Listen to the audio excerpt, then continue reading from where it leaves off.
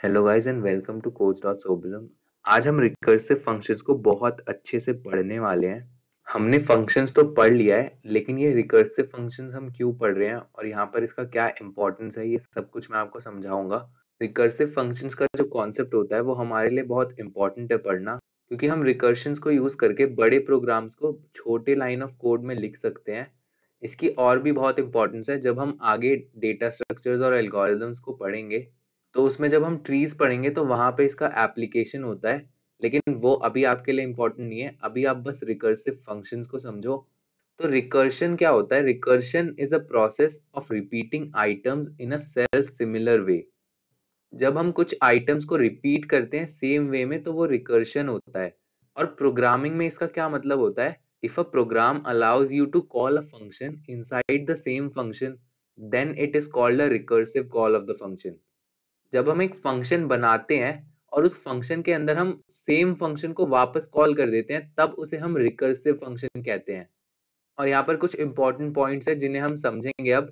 To make recursions work properly you need a termination condition to stop them from calling the function infinite times. अभी हमने देखा था जब हमने Saurabh function बनाया था लास्ट वीडियो में, और उस सौरभ फंक्शन को हमने उसी फंक्शन में कॉल कर दिया था, तो वो अपनी इम्प्लीमेंटेशंस बार बार कराता जा रहा था और वो एक इनफाइनाइट प्रोसेस हो गया था, और हम फंक्शन को इनफाइनाइट टाइम्स बुला रहे थे। तो वहां पे हमारा प्रोग्राम क्रैश हो गया था। और वैसे रिकर्सिव फंक्शंस हमारे ठीक से वर्क नहीं करते, और रिकर्सिव फंक्शंस को ठीक से वर्क कराने के लिए हमें कोई टर्मिनेशन कंडीशन डालनी होती है। टर्मिनेशन कंडीशन मतलब क्या? एक ऐसी कंडीशन जिससे वो हमारा फंक्शन कहीं ना कहीं जाके रुक जाएगा। मतलब हमने हमारे सेम फंक्शन को उसी फंक्शन में कॉल किया भी है, तो वो इनफाइनाइटली ना चले उसके लिए एक कंडीशन डाल दो जहां पे वो रुक जाएगा। और हमारी हर प्रॉब्लम जो हम आइटरेटिव अप्रोच से करते थे वो हम रिकर्सिव अप्रोच से भी कर सकते हैं।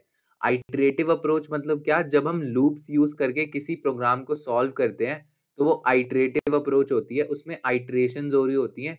और रिकर्सिव क्या होती है? रिकर्सिव में हम रिकर्सिव फंक्शंस का यूज करते हैं और उस फंक्शन को बार बार कॉल करते हैं और उसका भी एक लूप बना देते हैं। और एंड में जाके एक कंडीशन की वजह से जो हमारी टर्मिनेशन कंडीशन होती है, उसकी वजह से वो हमारा प्रोग्राम रुक जाता है और हम उसे रिकर्सिव अप्रोच से भी सॉल्व कर सकते हैं। अब यहाँ पर क्वेश्चन क्या आता है? जब हम आइटरेशन से सॉल्व कर ही सकते हैं तो हम रिकर्शन यूज ही क्यों करें? तो इसका आंसर ये है कि जब हम किसी प्रॉब्लम को रिकर्शन से करते हैं तो वो कुछ कम मेमोरी लेता है और हमारे स्मॉल लाइन ऑफ कोड में खत्म हो जाता है। यहाँ पर बाय रिकर्सिव अप्रोच आप लिख लो। तो यहाँ पर रीजन यही है कि जो कुछ प्रोग्राम्स होते हैं उन्हें हम जब रिकर्शन से करते हैं तो वो लेस मेमोरी लेके और स्मॉल लाइन ऑफ कोड में हो जाता है रन। इसलिए रिकर्सिव फंक्शंस हमारे लिए इंपॉर्टेंट है। और यहाँ पर मैं आपको इम्प्लीमेंटेशन रिकर्सिव फंक्शन का समझाने वाला हूँ फैक्टोरियल और फिबोनाची सीरीज प्रोग्राम से। अभी इस वीडियो में आपको फैक्टोरियल प्रोग्राम समझाऊंगा रिकर्सिव अप्रोच से, और आपको पूरा रिकर्सिव फंक्शंस अच्छे से समझ आ जाएगा। और हम अपनी नेक्स्ट वीडियो में फिबोनाची सीरीज का प्रोग्राम करेंगे रिकर्सिव अप्रोच से, और वहां पर आपका कॉन्सेप्ट मैं और स्ट्रॉन्ग कर दूंगा, और आगे हम फिर दूसरे कॉन्सेप्ट्स पढ़ेंगे। तो अभी हम चलते हैं अपने फैक्टोरियल प्रोग्राम पे जो हम रिकर्सिव अप्रोच से करेंगे। तो यहाँ पर इस प्रोग्राम में मैंने रिकर्सिव फंक्शन को यूज करके फैक्टोरियल प्रोग्राम बनाया है, और मैं ये चीज आपको पूरी समझाऊंगा कैसे होता है, क्या होने वाला है। यहाँ पर हमने क्या किया है, कोई भी प्रोग्रामर पहले stdio.h फाइल इंक्लूड कराता है, और वो ये चीज इसलिए कराता है क्योंकि उसे printf और scanf फंक्शंस का यूज करना है। उसके बाद यहाँ पर हमने एक फंक्शन बनाया है जिसका नाम हमने फैक्ट रखा है, और वो एक इंटीजर लेता है और वो एक रिटर्न भी करता है इंटीजर। और ये फंक्शन अभी मैं आपको समझाऊंगा। पहले हम क्या करेंगे, मेन फंक्शन को समझेंगे। हमारा जो कंपाइलर होता है वो हमेशा मेन फंक्शन से ही रीड करना शुरू करता है। तो यहाँ पर हमारा कंपाइलर क्या देखेगा, मेन फंक्शन है हमारा जिसका रिटर्न टाइप इंटीजर है, तो हमें एंड में रिटर्न करना पड़ेगा कुछ, और रिटर्न 0 कर देंगे हम तो हमारा प्रोग्राम टर्मिनेट हो जाएगा। और यहाँ पर हमारा बस 4 लाइन का कोड है। इसमें क्या है, हमने एक वेरिएबल बनाया है जिसका नाम हमने n रखा है और वो इंटीजर टाइप का है, और फिर हम प्रिंट करवा रहे हैं। यहाँ पर हमने बोला enter the number you want the factorial of, और फिर हम उसे स्कैन करा रहे हैं %d फॉर्मेट स्पेसिफायर से। और ये नंबर अब क्या स्टोर करने वाला है, जिसका हमें फैक्टोरियल चाहिए। तो यहाँ पर हमने प्रिंट करा दिया कि the factorial of percentage D is percentage D, और हमने पहले परसेंटेज डी को n दे दिया, मतलब यहाँ पर हम जो भी n देंगे वो आ जाएगा। और फिर यहाँ पर हमने फैक्ट में n दे दिया है, यहाँ पर हमने फैक्टोरियल फंक्शन को कॉल किया और फिर हमने उसमें पैरामीटर दे दिया n, और हमारा फैक्ट फंक्शन जो है वो रिटर्न क्या करता है, एक इंटीजर। तो यहाँ पर ये परसेंटेज डी वही रिटर्न जो करेगा इंटीजर, उसे रीड कर लेगा और यहाँ प्रिंट करा देगा। और इसमें हमारा पूरा मैकेनिज्म है फैक्टोरियल निकालने का। अब मैं आपको यहाँ रिकर्शन समझाता हूँ कैसे हो रहा है। आप ये देखो, ये फैक्ट फंक्शन है और इसने एंड में जाके अपने आप को ही कॉल कर लिया है। ये हमने फैक्ट फंक्शन वापस कॉल किया, बस इसमें पैरामीटर हमने क्या डाला है, x को -1 करके डाल दिया है, और इसी को हम रिकर्शन कहते हैं। और यहाँ पर टर्मिनेशन कंडीशन है, तो यहाँ पर कहीं ना कहीं जाके ये रुक जाएगा। ये चीज मैं आपको समझाता हूँ। यहाँ पर आपको फैक्टोरियल का मतलब पता है, n फैक्टोरियल हमारा होता है n into n minus one into n minus two into N तक जाके वो 3 इंटू टू इंटू वन हो जाता है। और यहाँ पर 5 का अगर एग्जाम्पल दूं तो वो क्या होगा, 5 into four into three into two into one. और एक चीज मैं यहाँ पर आपको बताना चाहता हूँ, जो हमारा जीरो फैक्टोरियल होता है वो 1 होता है। ये एज अ फैक्ट लिख लो आप, इसका लॉजिक मत पूछो। ये मैथ्स का कॉन्सेप्ट है और मैथ्स में डिफाइंड है कि हाँ हमारा जीरो फैक्टोरियल 1 होता है। इसका रीजन कुछ नहीं है, बस आप मान लो कि जब हम जीरो का फैक्टोरियल निकालते हैं तो वो 1 होता है।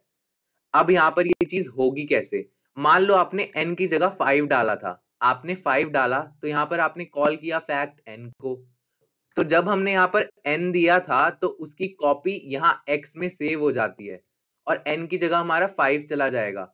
तो अभी हमारी x में 5 सेव हो चुकी है वैल्यू। अब आप यहाँ पर कुछ कंडीशंस देखो, और यही कंडीशंस है जिनकी वजह से हमारा ये टर्मिनेशन कंडीशन आता है और एंड में जाकर कहीं ना कहीं ये जो हमारा रिकर्सिव फंक्शन है ये रुक जाता है। अब यहाँ पर देखो, हमने इफ में क्या लिखा है, x इक्वल्स 1 और x इक्वल 0, तो रिटर्न कर दो 1। ये बात हमें पता है कि जब हमारा x की वैल्यू 1 होगी, मान लो अगर हम n में 1 डालते तो यहाँ n x में चला जाता और वो 1 सेव हो जाता। तो अगर हमारा x 1 है तो सीधा आप 1 रिटर्न कर दो, और x अगर 0 है तो भी आप 1 रिटर्न कर दो। ये लॉजिक आपको समझ आ रहा होगा कि अगर हमारा x 1 है और x 0 है तो आप रिटर्न 1 कर दो, और यहाँ रिटर्न फैक्ट में 1 हो जाएगा और वो परसेंटेज डी रीड कर लेगा। तो मान लो अगर आपने n की जगह 1 लिखा था तो यहाँ पर 1 उसका फैक्टोरियल आ जाएगा 0 और 1 के लिए।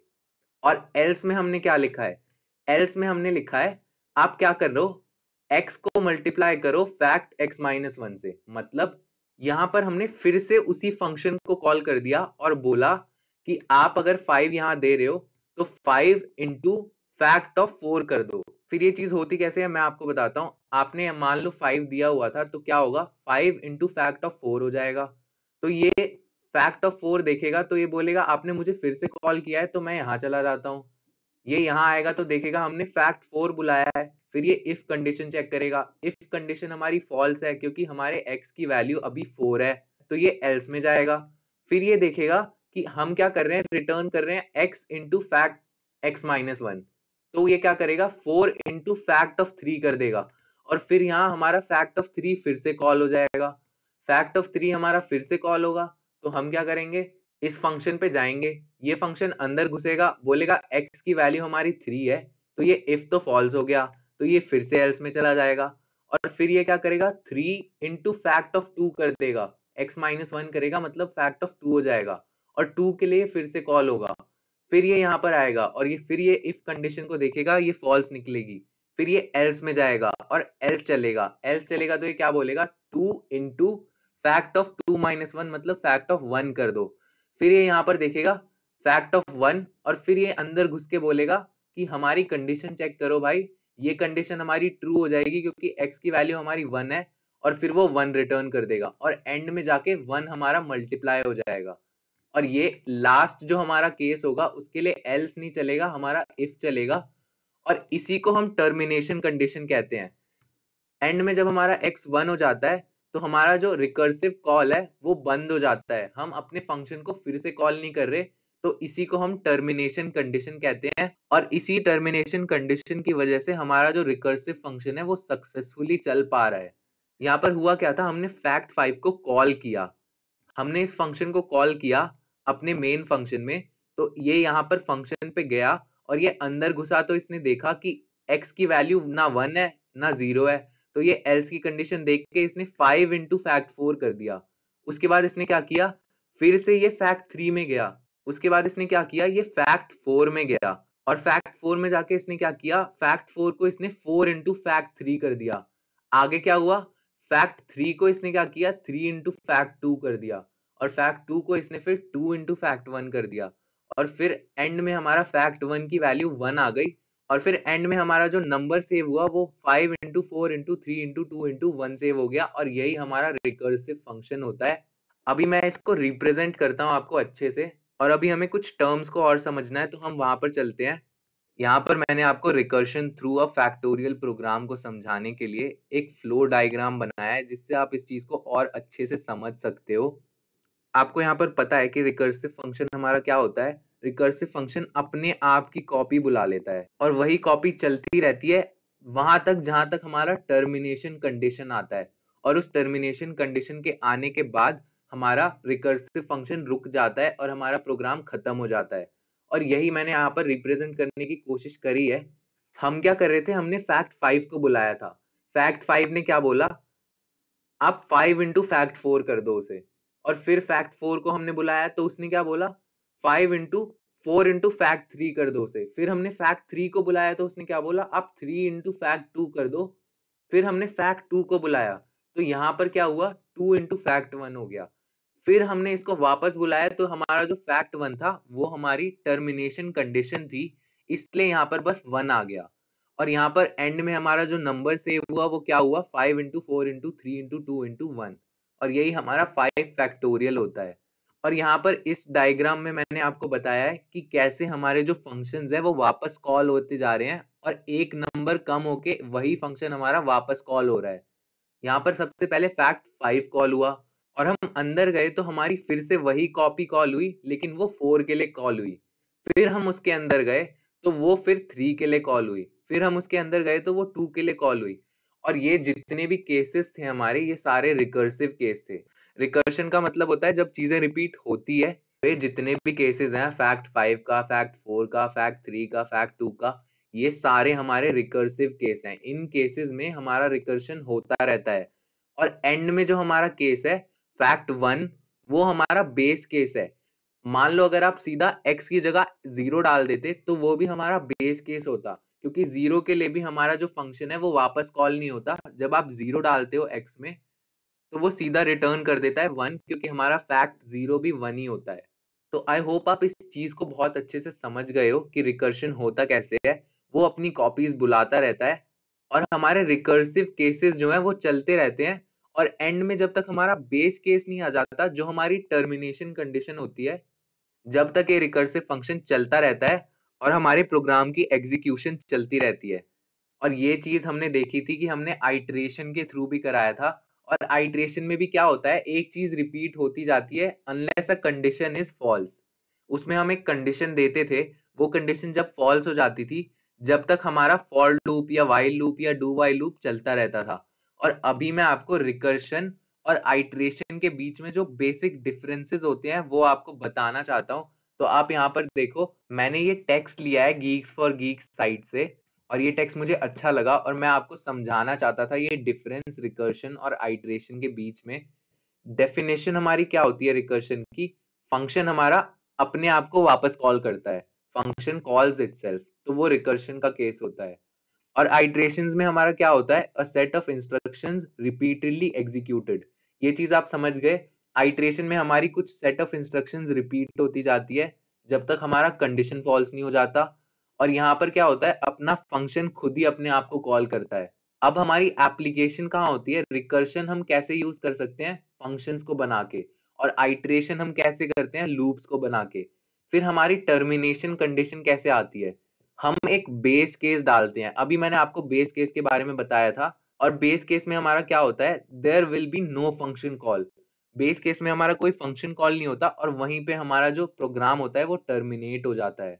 और इस आइट्रेशन में क्या होता है, when the termination condition for the iterator ceases to be satisfied, मतलब जो हमने कंडीशन डाली थी वो सेटिस्फाई हो चुकी है, अब वो फॉल्स हो चुकी है और उसके आगे ये लूप हम नहीं चलाते।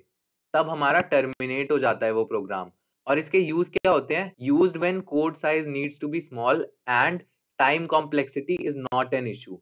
और आइट्रेशन हमारा कब चलता है? जब हमारी टाइम कॉम्प्लेक्सिटी हमें बैलेंस करनी होती है अपने एक्सपैंडेड कोड साइज के साथ। इसका मतलब आपको मैं समझाता हूं। जब हम रिकर्शन करते हैं तो हम अपने फंक्शन को कॉल करते हैं, तो यहां पर क्या हो जाता है? टाइम कॉम्प्लेक्सिटी बढ़ जाती है। टाइम कॉम्प्लेक्सिटी से आप बस इतना समझो कि जितनी ज्यादा टाइम कॉम्प्लेक्सिटी होगी उतना ज्यादा टाइम लेगा हमारा प्रोग्राम एग्जीक्यूट होने में, और जितनी कम होगी टाइम कॉम्प्लेक्सिटी उतना कम टाइम लेगा हमारा प्रोग्राम एग्जीक्यूट होने में। तो हमारे रिकर्शन में क्या होता है? क्योंकि हम अपने फंक्शन को बार बार कॉल कर रहे होते हैं और फंक्शन को कॉल करने में थोड़ा ज्यादा टाइम लग जाता है, तो हमारी टाइम कॉम्प्लेक्सिटी बढ़ जाती है। लेकिन हम रिकर्शन जब यूज करते हैं तो हमारा कोड साइज छोटा हो जाता है। जब आप बड़े बड़े प्रोग्राम लिखोगे तो उनमें हमें कोड साइज अगर कम करना हो तो हम रिकर्शन यूज कर सकते हैं।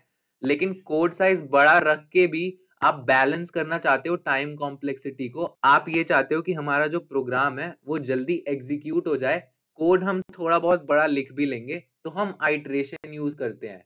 और नॉर्मली हमारा आइट्रेशन ही यूज होता है। आप देखोगे आप लूप्स को ही ज्यादातर यूज करोगे। तो गाइज इस वीडियो के लिए इतना ही। नेक्स्ट वीडियो में हम फिबोनाची सीरीज को रिकर्शन के ही थ्रू समझेंगे, और वहां पर भी मैं कुछ चीजें आपको ऐसे समझाऊंगा कि आपको रिकर्शन का कॉन्सेप्ट एकदम क्रिस्टल क्लियर हो जाए। और गाइज आपको मेरे एफर्ट्स अच्छे लग रहे हो, यहाँ पर मैं इतनी मेहनत कर रहा हूँ ये सारी वीडियोस बनाने के लिए, तो आप इन वीडियोस को शेयर करो, मेरे चैनल को सब्सक्राइब करो, और आप मुझे सपोर्ट करो ताकि मैं ऐसी और वीडियोस बना पाऊँ। तो guys thank you, see you in the next video.